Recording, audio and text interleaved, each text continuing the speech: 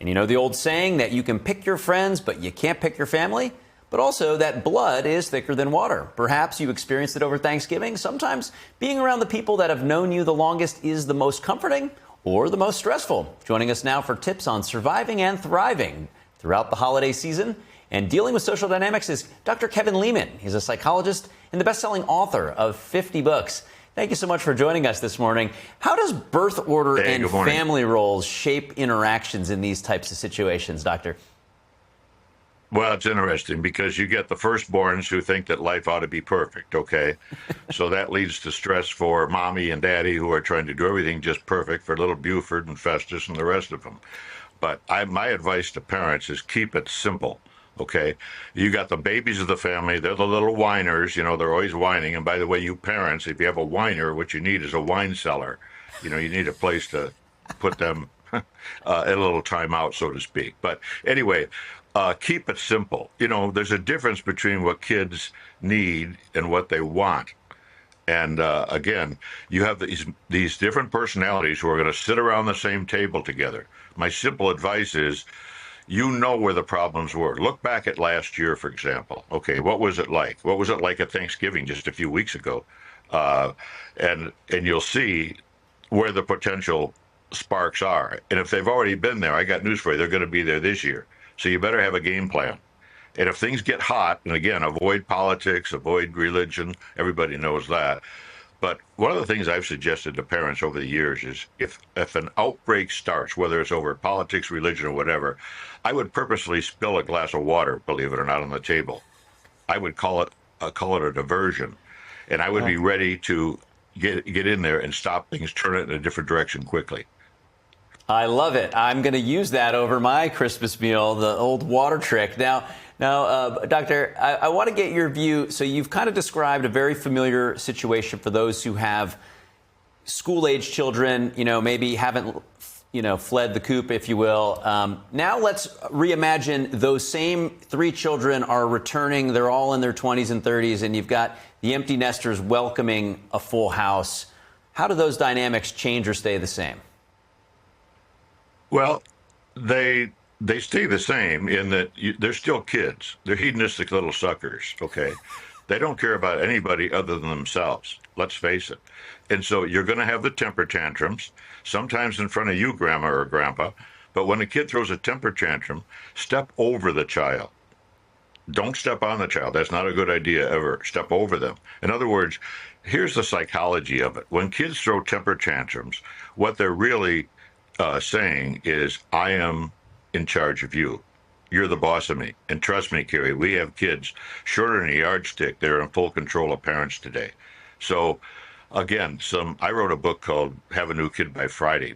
It's a New York Times bestseller, but it's jam-packed with ideas about how to take the wind out of the sails of these powerful kids. If you're dealing with teenagers and adolescents, pre-adolescents, they're in a world by themselves. But one of the things I like to say, I know we don't have much time, is rather than getting, it's so nice as a family. We go out on Christmas Eve and we stop at bus stops all over Tucson, Arizona, where I live. And we give people money, we give them food, we give them socks, we give them gloves, and everybody participates. And the grandchildren are the ones that get to deliver the gifts to people on the street. You know, just keep it simple. How about a letter? If you really want to give somebody a gift, give them a personal note that says how meaningful you are in my life. It's much better than running down to Walmart and buying something on sale, believe me. I love that. And seeing ink on paper, something that you don't see as much as you used to. Now, I want to go back to that comment about children being somewhat spoiled or selfish or you know, not thinking of the greater good. Is that a generational thing, or is that an American culture thing? Because we have heard about, you know, sort of European families where, you know, they don't necessarily always give the kids electronics when they're 5, and that they have just a different way. So what is it, in your view, that's created that phenomenon? What is the antidote to getting kids to, you know, think of others and to want to sort of be a part of the unit rather than have everything center on them? Yeah, a great observation, Carrie. You know, we've overdone it all the way around. We're the ones that taught kids to be ungrateful as parents. There's nothing worse than watching a kid on Christmas morning rip open one gift after another, and going on to the next one without any knowledge of who gave me this gift. What sacrifice did grandma or grandpa make to give this gift to a grandchild or a parent, whatever? I'm just saying it's so far out of line. Parents today want to be their child's best friend. Okay, they do things for their kids they should never do. Hey, would you kids turn that TV down? I'm trying to finish your homework. We snowplow the roads of life for kids, and then we wonder how come kids aren't responsible. Let me give you this, Gary. A great chore for a kid to do around the house today who's 11 or 12 years of age ought to be to pay all the bills in the family. They can do it on the computer, trust me. They're very savvy.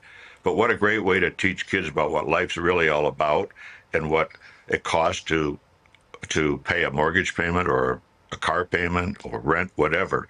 It's called reality discipline. I've written about that stuff for years, and it's missing in the American culture. And quite frankly, I think the Europeans do a better job than we do, for sure. Next time I'm paying the bills, I might have Mason sit right next to me and hit the button. We'll see about that. I'm not sure. Now, what do you recommend to the more extended family? For a lot of people, these gatherings can bring interesting dynamics with aunts, uncles. You mentioned grandparents. And some, you mentioned politics can be polarizing. Some people want to overshare, or they might be, kids. Some kids are sensitive. So what can you do to keep the peace in a more large group setting?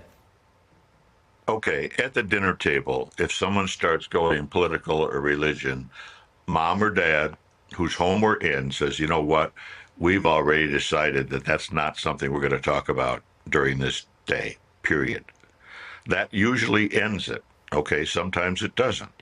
But what you have to do is be able to state your case. You state it firmly. It's the same advice I give to parents when they're talking to their kids. You need to be firm. Your yes has to be yes, and your no has to be no. And if you can pull that off with adults, more power to you. Okay? You're going to have people who are seeing life differently, and viva la difference. But in today's high-charged, very polarized society, it doesn't work very well. So remember, it's your home. These are your rules. In our home, we do this. When we're at your home, you can do what you'd like. So sometimes just a terse comment like that will bring that to an abrupt stop. And that's kind of great advice for defense. What can you do from an offensive perspective to try to curate the environment? Maybe there are some activities you can plan, or what some families like board games or whatever. But how do you get people sort of away from the conversation and more toward doing and activities? You mentioned some great ones with actually going out into the community and giving. But what about when you're in the home? Well, the Leman family, we always play games, and we, as a family, and quite frankly, I got a few bucks in my pocket. I could afford anything, but we really try to curtail that. But we have a $50 limit on a gift, and what's really nice is that our kids have all learned that the power of the written note is really important, and so it's not a game per se, but it's a wonderful tradition. And I would challenge anybody to think about traditions that you could put in your home that really focus on other people and not just yourselves. That's what kids are missing in America. We have not trained children up well. We don't hold them accountable for much in life. So the more fun you can have, and at the Lehmans, I can tell you we have 3 or 4 different type of board games, card games that we play. We get everybody around a table and we laugh and make fools of ourselves. And quite frankly, that's a pretty nice way to spend your holiday. So many great tips. Really appreciate all this advice. Dr. Kevin Leman, what a pleasure. Have a great holiday. Hey, and to you too, Carrie. Thanks for having me. Appreciate it. Thank you.